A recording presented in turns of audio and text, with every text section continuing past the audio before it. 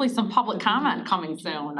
So anyway, I will call this board exec committee to order. The committee would like to welcome the audience. Yes. Viewers may watch live board committee meetings online at tcaps.net/board. Recorded meetings may be viewed on demand at the same address. Do we have any public comment? I'm guessing no.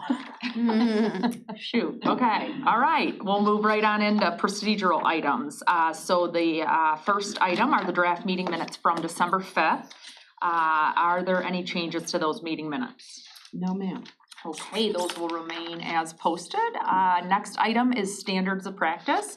So for those listening and those in the audience, this is our standards of practice. Every year we review our standards of practice as a board and then bring them to the full board meeting to approve. And basically it is a commitment of the school boards to follow these standards of practice for effective, responsible board governance. So can we back up? We got board policy, I think, on the bottom of the front page, and I missed it. Oh, sorry. Okay.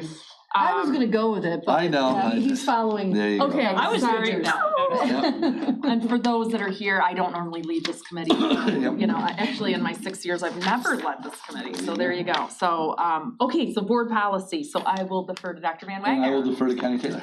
All right, like we talked about at the last meeting, during our transition period, we received a number of updates from True Law Firm, which we decided to defer till later, so not to convolute the process of adopting all new policies.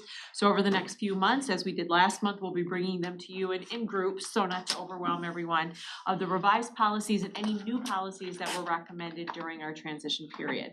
So I'm gonna walk through some of the changes. We've highlighted them for you in your packet, so you can see exactly, but I will also just kind of give you a brief update as to what each of those is.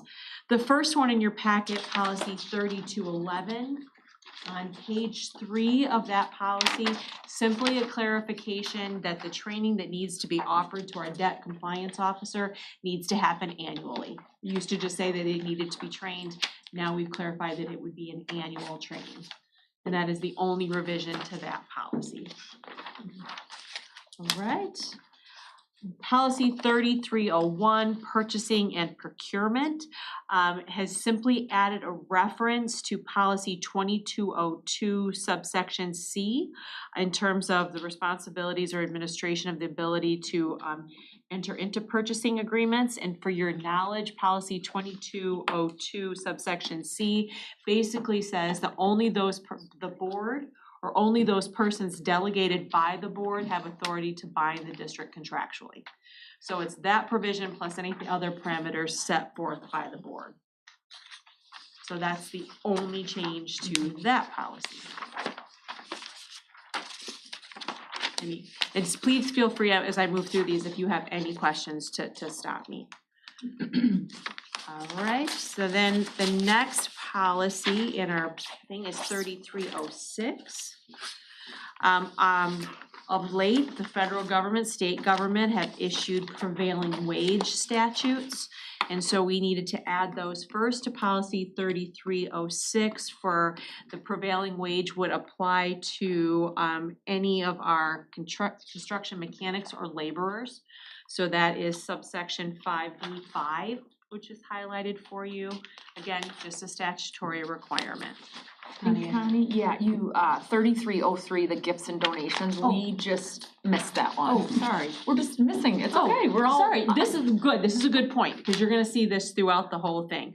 3303, like last time, anywhere that Shroon had previously referenced parent/guardian, now only says parent because the definition of parent has been expanded to automatically include guardian, foster parent, any of those. And that's under state statute. That is. I did not know that. I was curious of why they made that change because, You're going to see that throughout this packet. So I did remember that from our big review. I did wonder though, why do they capitalize parent everywhere? You know, there's a few other places where they've gone to capitalizations, which I don't know why. All right. I'm not their copy editor, so I will restrain myself. I know, because usually to parent, to make it a verb, it would be to parent or parenting, but Yeah, I don't know. Now they're making it a proper noun apparently. Exactly. So, again, so sorry, then the 3306, that was the prevailing wage. Sorry, I missed 3303, guys. I thought it would be good if I put the paper clips on it, make it easier, and now the paper clips are sticking to one another, so no good deed goes unpunished.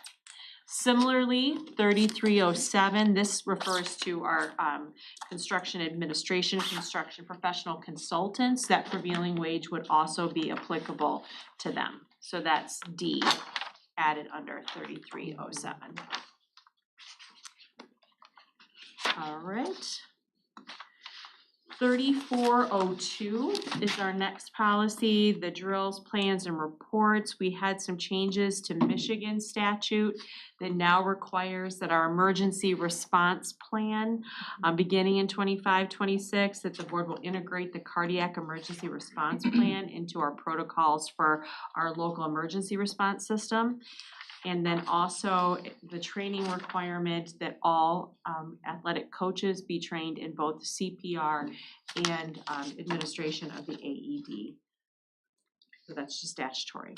And am I correct to assume that if there are parent or community member volunteers who coach high school athletics, this requirement would apply to them as well, No, not just staff? only actuals that are Full-time actually employees of the district district. employees, okay.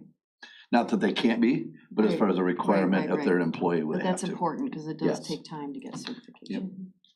And I'll just add, because she's sitting here, one of the things that we're doing now is we're offering CPR training through TCAPS at a much lower reduced, just at cost rate. And we have some train the trainers, and Kendall is one of those. She was out today doing some CPR trainings to some of our staff. 2 more classes tomorrow. Let me know if you ever wanna get in on one of those classes, All guys. Right. I just- No. I just got certified too.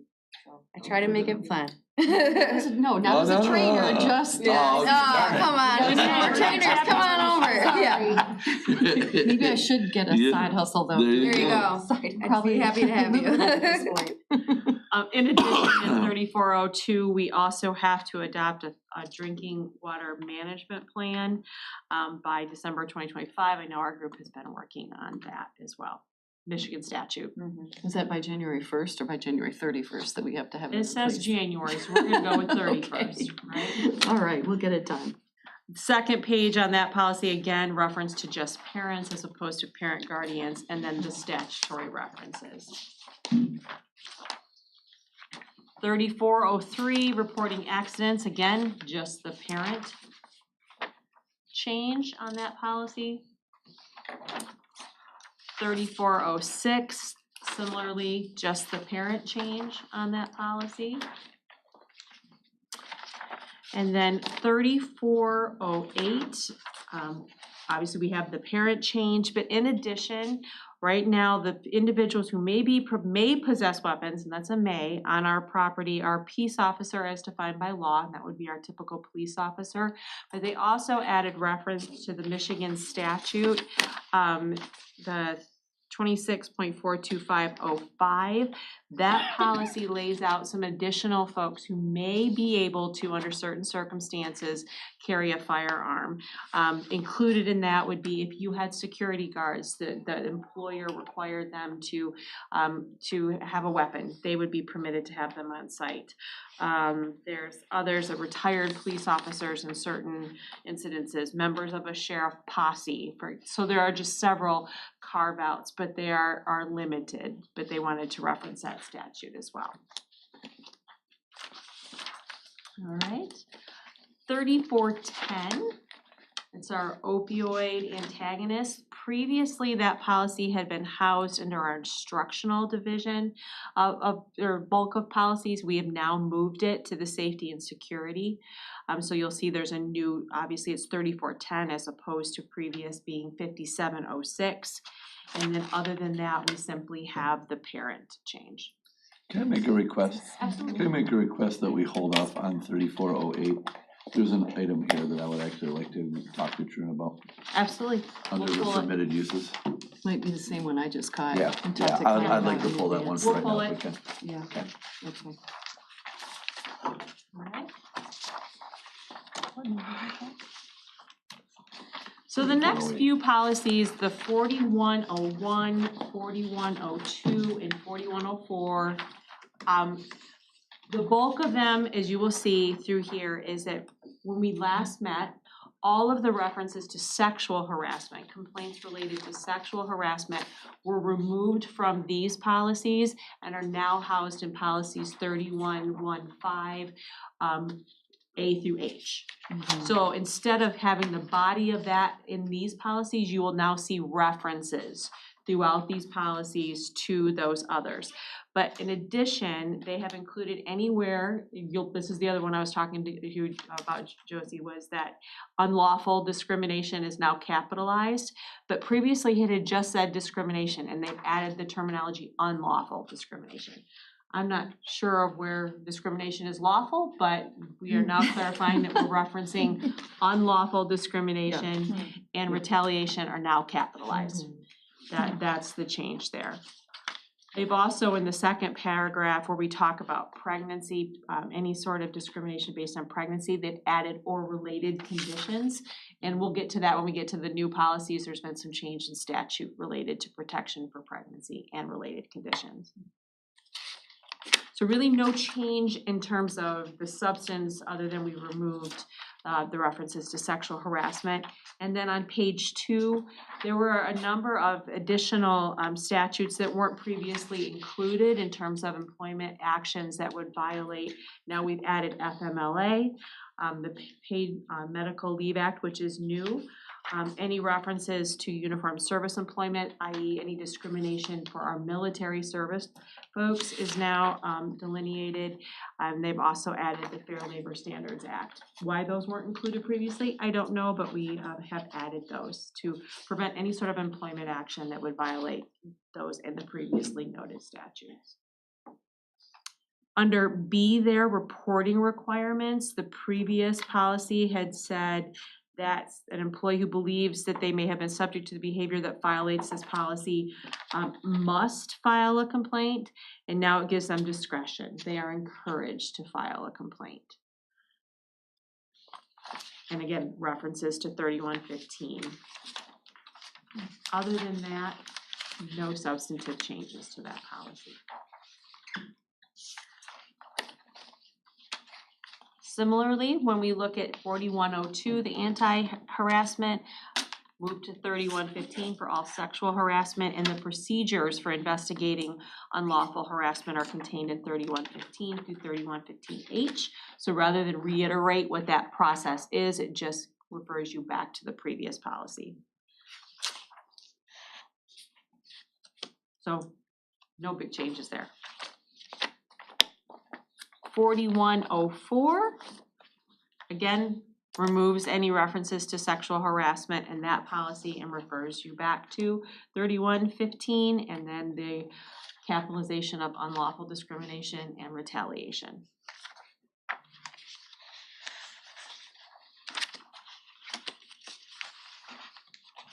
Okay. 4105, just a point of clarification. The previous policy was 4105 workplace accommodation for employees and applicants. Now they've clarified and added disability. It's always applied to disability, but they wanted to make that clear, that it covers any discrimination based on ADA, 504, and the Pregnancy Discrimination Act. And now we have that separate new policy on religious accommodations, Yes. so I can see why they distinguished it here. Yep, for sure. And you see the pregnancy discrimination, we also have religious discrimination and then disability discrimination. Next one, 4107, they have just added for protection under USERRA and the other military protection acts, the Space Force. It's now a officially recognized branch of the military. 4109, break time for nursing mothers. We've had some changes in statute that now extends nursing time to both exempt and non-exempt employees. So they had to make the distinction in terms of our overall responsibilities for nursing mothers, and then also specific provisions that are applicable only to non-exempt employees, i.e. being unpaid or during a paid break period. But otherwise, they've basically just extended the same rights to both exempt and non-exempt employees.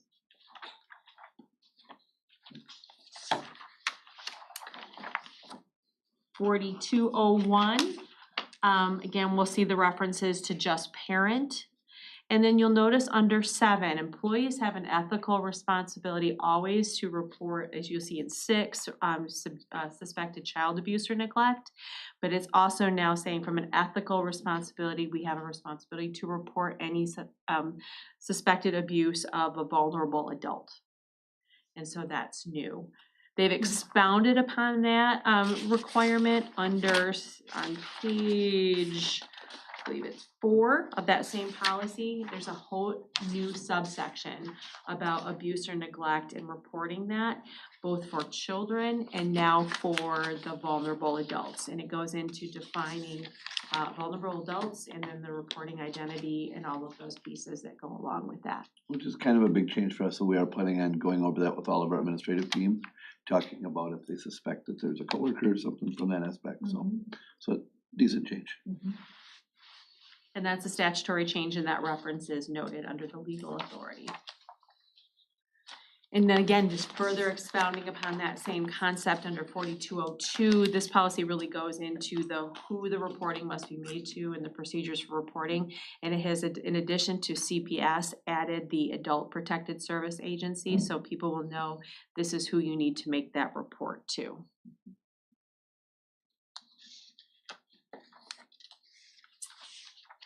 And then that policy, again, we have some additional references to just parent versus parent guardian and the statutory references.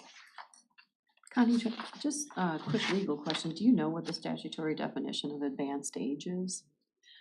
Well, vulnerable, so I don't know that, but I do know they say vulnerable adult is anyone over 18 who's incapable of caring for or protecting themselves. So, and then advanced age, ask my kids, they'd say it's over 40, ask me, I think it's over 80. Exactly. Yeah, and that's in 4202, Yeah. it says because of a mental or physical impairment or because of advanced age. Yeah, We'll find that out. Yeah, I'm just curious. you can look it up in the statute and find out what it means. All right, so that's the changes for our revised policies that we would recommend go under the consent agenda. And obviously, as we've previously discussed, if any board member has concerns and wants to talk about them further, we could certainly pull them out into the discussion. Yeah. But as we did last time, we'll put them out individually. That way we wouldn't have to pull all of the revised policies out. So if someone has one specific that they'd like to talk about, that could be pulled in. So we'll just remove the one that you want to review. 3408. 3408, yeah, so we'll just remove that, and other than that, Josie, are you moving everything? The revised go to consent and then the new ones go to on the discussion. Correct. Yeah, and thanks for printing these out today, Yeah. Stacy, that was And like helpful. 3408, thinking like bring it to maybe the February meeting or something? Possibly, we'll see. A future Yeah, we'll see. meeting, okay. Yeah, one thing I do wanna remind the board, one thing that is different with these policies versus Neola is we now only have to have one reading versus before we had to have Yeah. 2. Yeah, Now, once we do the first one with the comment opportunity, there does not have to be a second one as we had in the past. right. Okay, So once we get ready for the new ones here. okay. And the 2 new ones, as we've already referenced, there have been some changes in statute related to pregnancy and related conditions. And so we've always treated pregnancy as something that would be potentially eligible for an accommodation or short-term disability, but has never been considered an ADA eligible disability. And so through this statute, it is ADA eligible, meaning we have to go through that same interactive dialogue if a staff member is requesting an accommodation related to pregnancy. So we do a 2-part, and not only a staff member, but an applicant as well. So if someone is pregnant, we will look at that and say, can they perform the essential functions of their position? And if they can't, as that performance short term, that we could accommodate that short term, or even if it's on a longer term basis, if that accommodation does not cause an undue hardship to the organization, we would then try to provide that accommodation for the staff member to continue working throughout that pregnancy or related condition. And that again is all just new coming in through the Pregnant Worker Fairness Act regulations that were adopted last year. And then similarly, we've always had a prohibition against discrimination based on religion, and religious accommodations have been requested, but this puts it more formally. same sort of process that we do under a disability accommodation, we would do for a religious accommodation. The staff member would put forth what they are asking for, and we would look to see if we could reasonably accommodate that without it causing an undue hardship. So I was to give the example, if someone has a particular day, a religious holiday that they recognize that they want the day off, obviously that would be a reasonable accommodation. But if an individual says, I cannot work any, let's just say the job was a weekend job, I can't work any Saturdays because that's Sabbath, but that job is a Saturday, Sunday job, we'd have to say, does that cause an undue hardship to reasonably accommodate that request? But it's an individual interactive conversation that we have, similar to ADA and pregnancy. And that was new for the Supreme Court decision, Goff v. Joy. That reference is also in the statutory references. Perfect, so these will be added, 4105A and 4105B will be added as well to the consent. Their discussion, because they're new. So Oh, all okay, new okay. board policies have to go onto the discussion. Okay, got it, okay, perfect, so, okay, perfect. Also want to make note, and I think it was mentioned this morning, the new policies are now live on our website. So if you go and you under Board of Education, if you click under the policy, it will take you to the site where you can find all the policies, and also has a similar search function. So if anyone's looking for a particular policy, they can find it. Now, obviously, it's not going to include any of these revisions until adopted by the board. Once that's done, we can go in and make those changes, essentially in real time. Do we have, though, there were two links, do we have? They're both all- correct. It's all fixed? Now, yeah. Okay, okay. We have, and I mentioned this also, that we have archived all of the old Neola policies if we need them for reference. So even though we don't have links to them on the site anymore, we do have access to those. Great, okay. Any other questions, Joe? No, I'm good. Okay, perfect. We will move on to standards of practice. And I kind of already started with this, but every year we as a board agree to our basically 7 standards of practice, and all commit to the following standards for effective responsible board governance. So this will be brought up at our full board meeting to decide, and I believe we actually read through all of them, and then we'll sign as a board at the end of the meeting, and those will remain posted for the year, so. Erica, once it's approved, I will get it reprinted in the form that we post on the wall. It's right Okay. down there instead of the wall, Yeah, right and by there. It's in a weird big form, but I don't wanna have that printed in case we change anything, and I'll bring it, or Tammy will bring it to the next meeting. Okay, perfect. And did you have any questions now on standards of practice Oh, or I don't have any anything? questions, I just was gonna add that I know over the years, we've revised it slightly. Like any Mhm. member of the board can make a suggestion to add or revise something. For example, like really minor, but at the very bottom, there are a couple of references, and I remember we updated that a few years ago. So, Mhm. yeah, that's all. I read through this already, and it still looks good to me. Like, we have in part 2, the mention of the 3-year strategic plan, that was one that we updated a couple of years ago, Yep. obviously, as opposed to the former blueprint, so. And again, if at the board meeting, on the 13th, if anyone wants to bring up any questions or comments, then. Do you see it as a consent or a discussion item?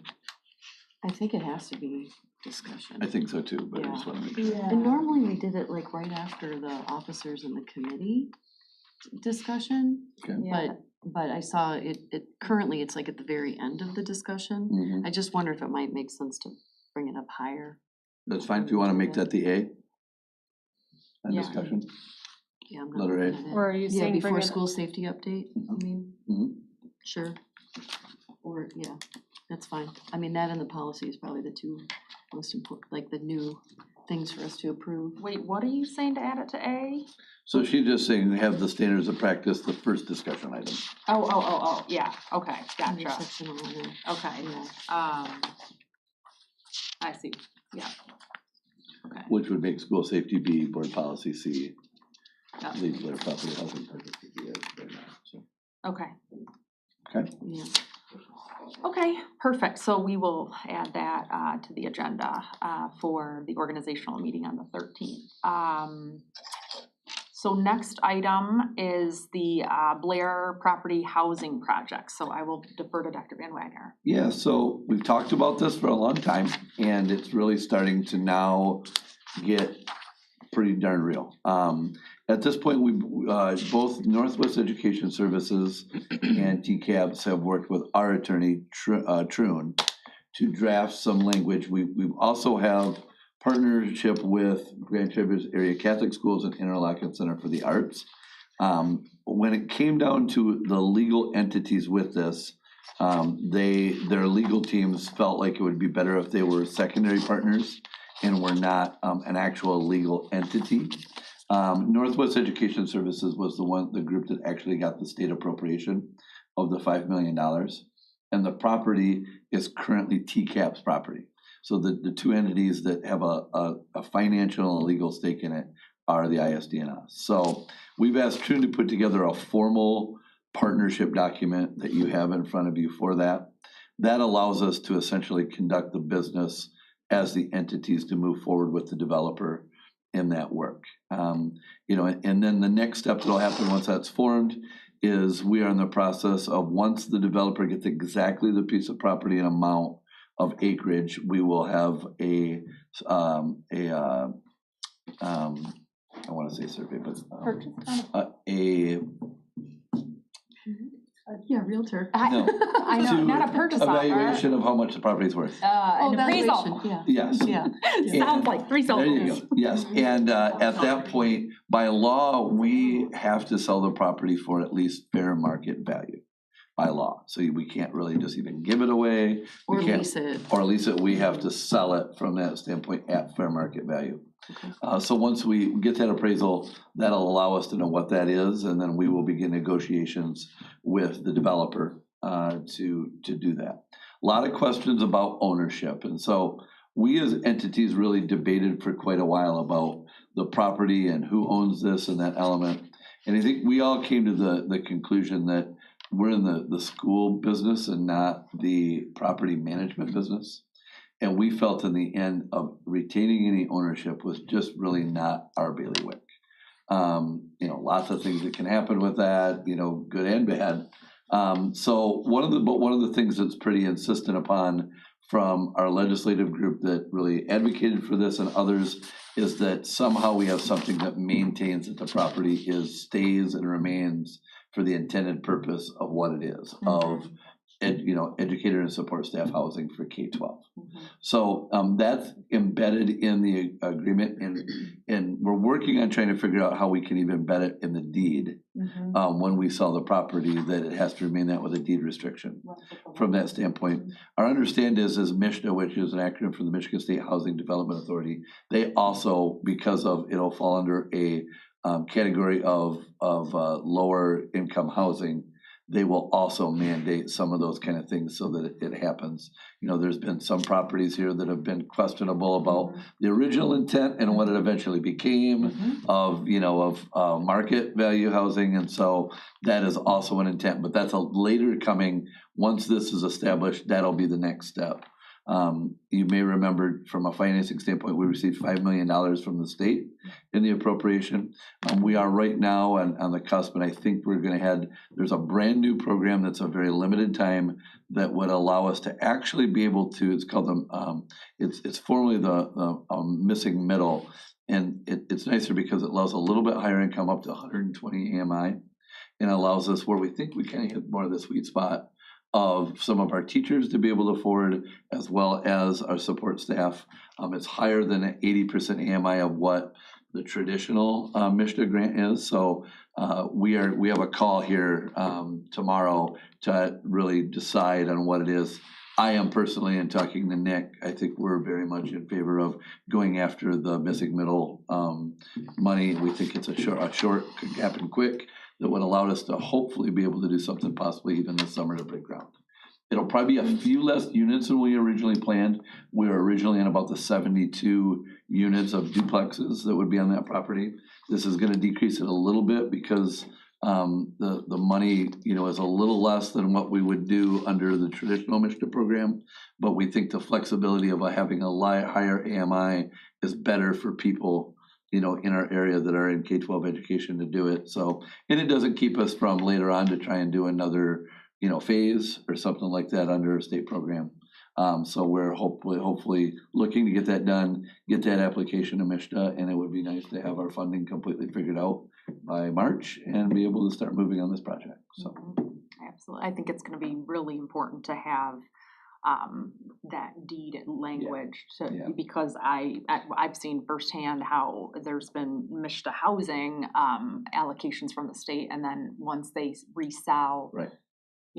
they go from affordable housing to market value, and. So we're gonna figure that out. Yeah. Might it still cause us to remain a partial little bit of ownership or something? Possibly, but we're hoping to be able to get away with that. And as an entity, that's what I've talked to with Troon about trying to figure out to do. And that's where that's at as an update right now. And I'm just curious Good. because I know we've been a leader on this, in the partnership with other local education institutions. Have there been other districts in the state that have Many. followed? Well, none This of the follow, but example. they're trying to figure it out, so we get a lot of calls. We presented as a group at the Northern Michigan Housing Summit, and we've been requested to go other parts of the state and tell our story of how we've gone about doing this. And so I think once we really break ground, I think people will really then go, okay, help us walk through how you did that. We are the first in the state that, there are some districts that have done, a house or two, like on Mackinac Island, I think there's a superintendent's house maybe, and I know there's one in the Thumb. But as far as any kind of like more substantial units, this is definitely the first in the state that's, been able to try and do that. And it'll be exciting to break ground and really get that moved. And, one of the things that's a little bit people ask is, under the MISTA requirements, you can't limit exactly who and from what districts have eligibility. So it can't just be TCAPS, it can't just be Northwest Ed or Interlochen or Grand Traverse Catholic Schools. It could be somebody from a neighboring district. The most limit, and this has never been done, is to say K-12 educators and support staff is the very limit that you can do. That's never even been accomplished before, but we figured out the legalities to be able to do that. So, but, if we have 54 educators in our region, there's a pretty darn good chance that some TCAPS people, some Northwest Ed people, Interlochen, Grand Traverse Catholic Schools will have an opportunity at those units. They have to go through a process and on a wait list, and it's fair, under fair income standards. So, while we're doing this as somewhat of a gratis for the educators in our region, we're good with that for what we've tried to accomplish.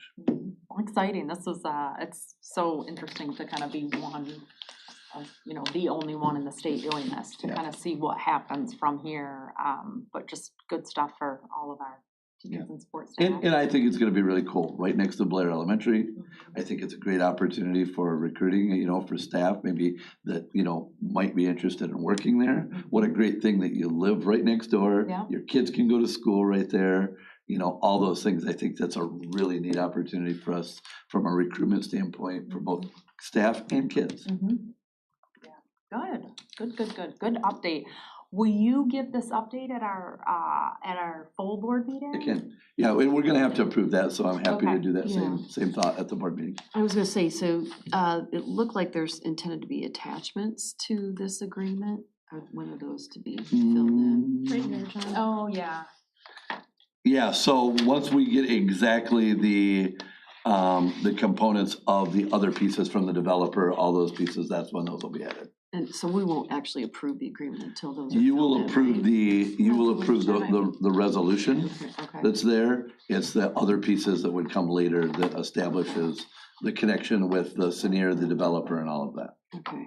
I think there was, the reason why I asked is I think there was some language in the resolution itself that refers to the attachment, like as described in the All right, let me talk with attachments. Gordon Yeah. and get that from that Okay. standpoint. I just think we need to reword that Yeah, when we get to the Yeah. agenda. let me get with Troon and get that figured out for sure. And you're That's calling what- that a resolution versus like a formal partnership, same thing? Or It's a little bit unique because we can't form like an LLC. Okay. So right, this right, is the way that Troon has given us, like, this is all their bailiwick Okay, of how we have to do it. Okay. So, got it. Okay, perfect. I'll get clarity though in the next 24 hours or for you on those attachments. If there's something that didn't get sent somehow or whatever, we'll make sure you have them. Okay. All right, so we'll move on to agenda review, the January 13th organizational meeting and January 27th. So we'll start, and Dr. Van Wagner, do you usually walk I through do. the agenda? That's what I thought, okay. I do. I don't remember if Scott did or you did, so there we go, I just okay. have to get there. Okay. So we have our call to order, and so under the rules, the superintendent will serve as the acting chairperson until the election of a president's been completed. So I'll start the Pledge of Allegiance. We'll have the appointment of a temporary secretary, which will be Casey. And then the review, the approval of the agenda, and then we will conduct the election of officers. Once a president is elected, they will take it from there. And then the board, after all of the selections of officers are met, at that point, the board will establish board committees and the representatives on those committees. Very standard to what we've had before. The only change is the name there of the committee. That's something the group wanted to try and have a little bit more narrow focus. I know that you, Erica, you had that meeting today. Which one's that? The Nutrition and Fitness, that's formerly Health and Okay. Wellbeing Committee. Oh. One board member is required. I know that we had two, last year, we had two that were interested. That can still be that way, we just can't have three. Again, because of, our rules from that standpoint. Yeah. And then we do have the Sustainability Committee that's been added. And again, there's no rules on how many board members, but we did have two that showed interest last time. So that is there as well, John, just a quick question on the nutrition and fitness. It says USDA required representation. So so we just actually learned this. In the past, we've been required to have a USDA. This was why the board initially put this committee. This committee was added. So it doesn't require a board member anymore. But we are required to have the committee under the USDA. So the board could decide to not have somebody on there, but I think it's something the board has enjoyed, having some representation on. So we left that, but I just wanted to let you know that was the purpose, but it's not necessarily required of board members now if the board chose to not have a member. And we have had two board members serving on that And committee. so originally under the law, you only had to have one. Okay, and then But when Beth again- expressed interest, And then, again, okay, it's not that you can always have more than one, you just can't have three. okay, And okay, so again, got it. that's the same from that standpoint. okay, and we've talked a little bit, well, this is the Yep. sidebar, but yeah, okay, perfect. Okay. And then we do have the Central Grade Visioning Committee as That's not well. really a committee of the board, from that standpoint, that it's not a sustained committee, it's going to be just a temporary and then be done from that standpoint. So I really consider that Nonetheless, more it of an would- in-district committee, Mhm. from that standpoint. It's not anything we will continue to establish. So that is one that we've just invited board members, from that standpoint. Okay. Just a quick question on the appointment of a temporary secretary, because Stacy, you'll only have like one meeting with us. It's just that. The Just secretary is like- a board member, I right, gotcha. Immediately. Immediately, Yeah, okay, okay. She'll be the temporary You're for right. like 4 You'd minutes. think I'd know that. Yeah, I know, 6 but years. you get in here and forget everything. But we do need her as the recording secretary. Yes, for I the know, whole further meeting. down. But yeah, That's further but for down. the temporary secretary for this is just until the secretary is. Right, okay, got it. Okay. Okay. All right, and so yeah, that's all those committees. Our first public comment, our legislative update district highlights our teachers that are meeting tenure. And then it is Board of Education Recognition Month.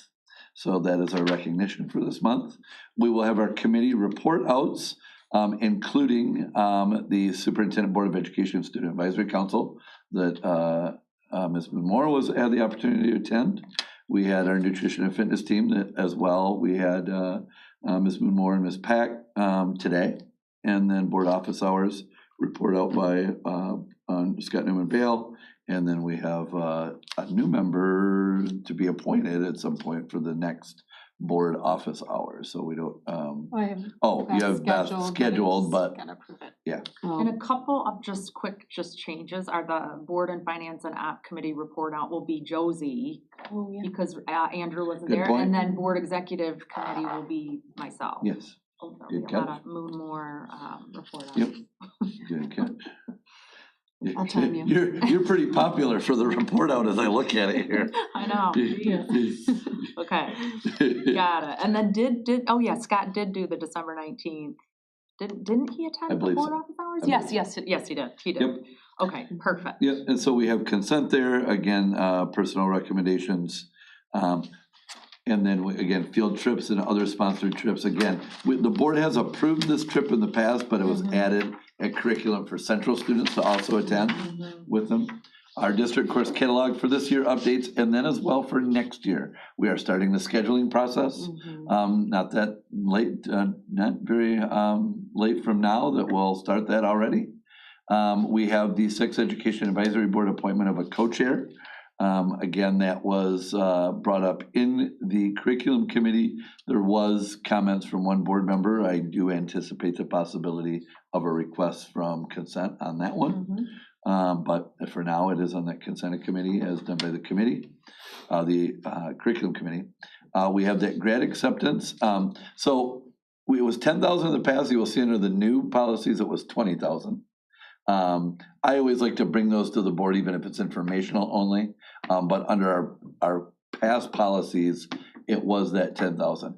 If you're okay with it, I'd like to keep it on there, even though it's not required at this point. But moving forward, it would be ones that are actually, discussion or agenda items would be over 20,000 per the policy that you just reviewed that the board will pass. Okay, So, Yeah, because really, yeah. it's we're going off, the last. right.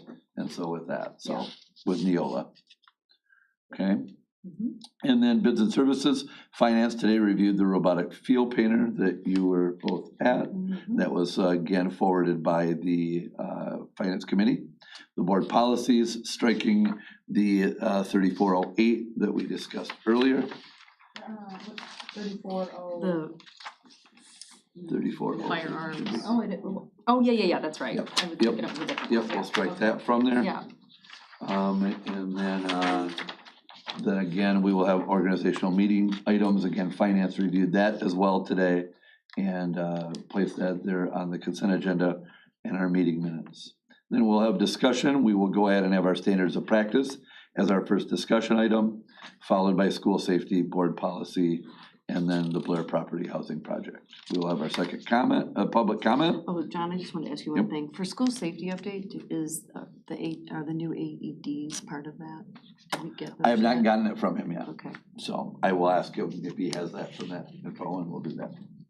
And then, and so, again, we will, and with the Blair Housing Project, second public comment, and then we do have a closed session. Again, we do have the case listed there as well, as required by law for us to have it under the Open Meetings Act. And we do have a letter from our attorney, Greg Mayer, and he will be zooming in for that. Okay. And then closing remarks and adjournment.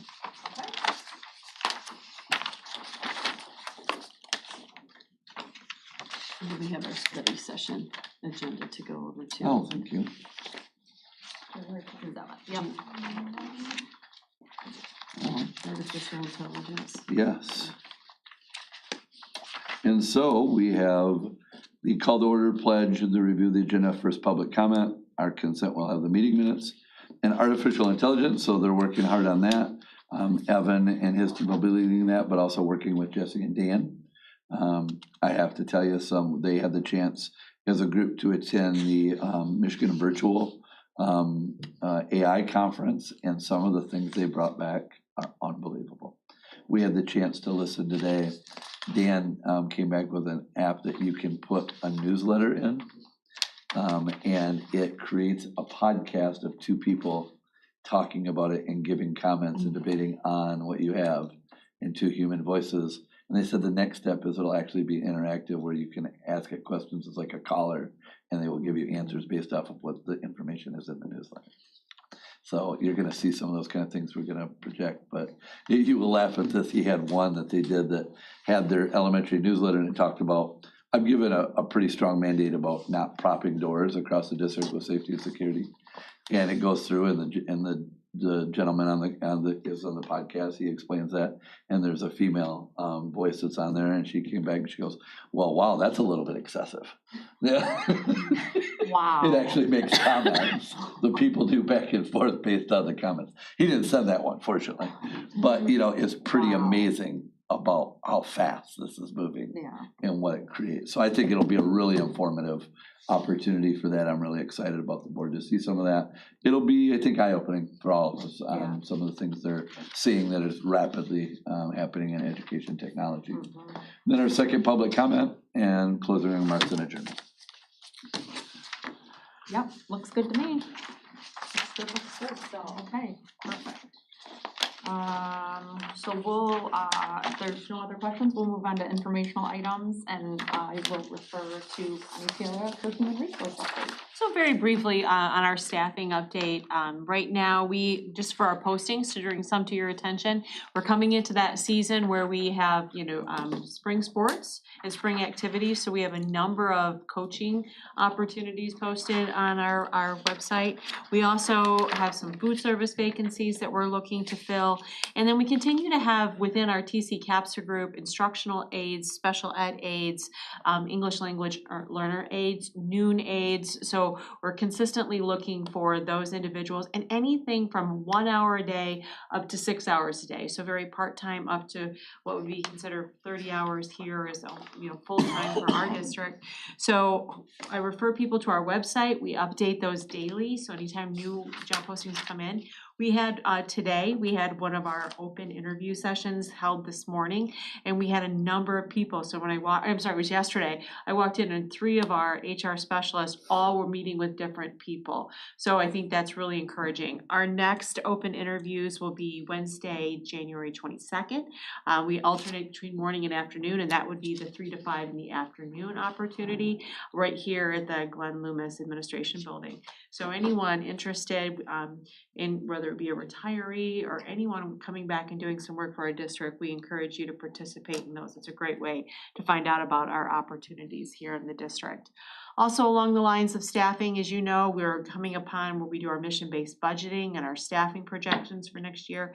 And a big piece of that is knowing what of our current staff members are going to either exercise retirement or resignations going in. And as of today, we have 27 individuals between retirements and or resignations who've indicated that they will not be returning to TCEA positions for next school year. And so as we look at potential budget reductions, those things, we always hope to be able to do those via attrition. So knowing, number of staff members not returning is really important. As a result, the district has offered an incentive for early notification for our staff members to let us know of their retirement intentions. And we had originally indicated that that first cutoff date would be December 20th, but we have extended that now to February 1st. So for any staff member who's kind of on that bubble, trying to determine if they can let us know by February 1st, allows us to plan better and also gives them a small monetary piece of compensation for that notification. And right now, that's all I have for you.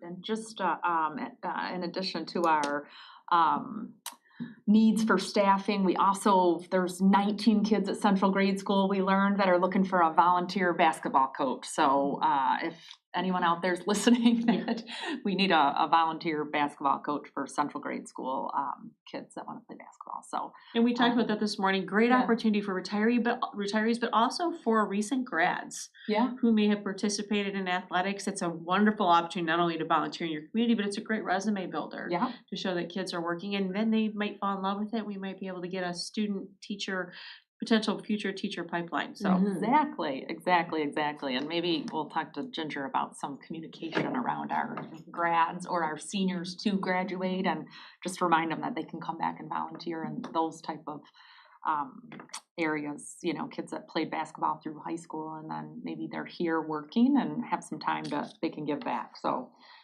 anyway, just a little sidebar. Connie and I were in the fitness and nutrition meeting this morning, and so found out they need a coach at Central Grade School. So anyway, moving on, communications update, and I'll defer to Ginger Smith. Okay, thank you. So this time of year, we always start talking about enrollment for the fall. So it does always kind of come hit us hard right in January as we come back from the holiday break. So currently, we are looking at seeing a lot of the information sessions happening in February. Change this year, our kindergarten information sessions will also all include junior kindergarten in that same meeting. For the last handful of years, we have had a separate meeting posed just for junior kindergarten, and that was held virtually. So instead, we will no longer be doing that, and it will become, again, part of the session at the kindergarten parent meeting. So on February 10, we will be hosting kindergarten and junior kindergarten information meetings at Cortade, Long Lake, and Willow Hill. February 11 at Cherry Knoll and Eastern. And February 12 at Traverse Heights, Central Grade, Blair, Silver Lake, Westwoods, and Montessori. And that Montessori event will also include their CASA program, primary and pre-K.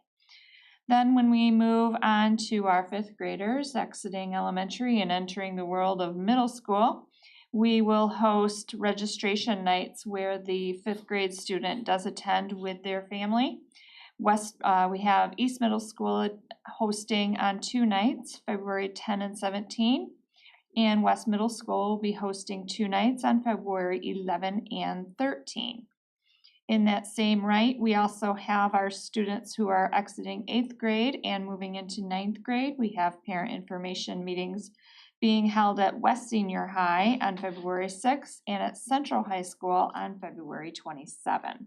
We will be posting all of the times and locations online. We are just wrapping up receiving all of the details on these, so you will see all of that information posted to our website in the next day or two.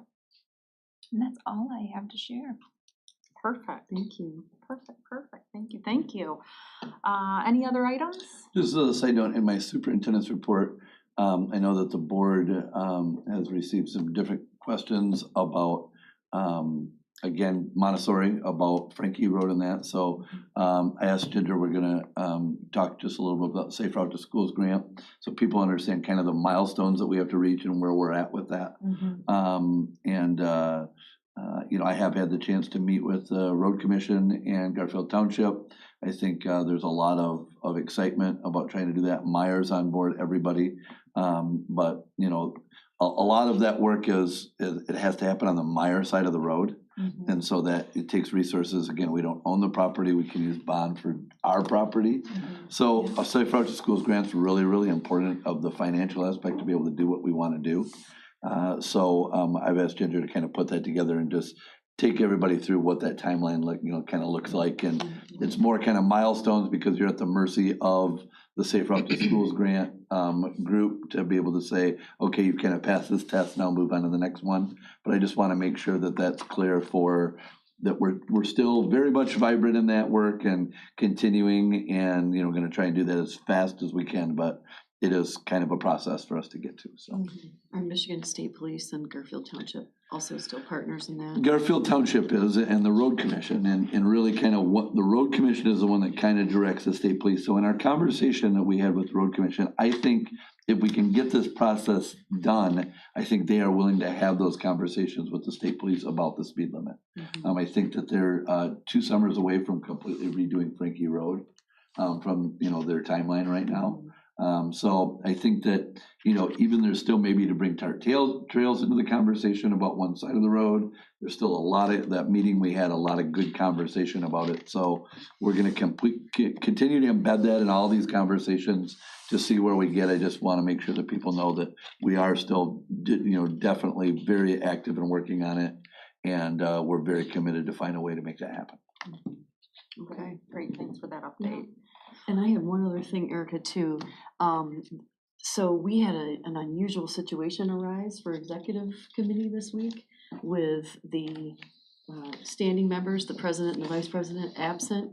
And we actually, Scott and I had a conversation, we didn't have a protocol in place for who would be the chair. He talked to a parliamentarian and discovered that because of the structure, the unique structure of this particular committee, with a third member being the rotating member, we didn't have a protocol in place. So that is something we can talk about at an organizational meeting on Monday night, is if this situation ever arises again, who is the designated person to step in? Do we need to chair. add it to an agenda item or? No, it's really, cause it's not really it's a formal part of your committee process. Okay. So when you do your committees, you know, in the past, it's more of a practice than a policy.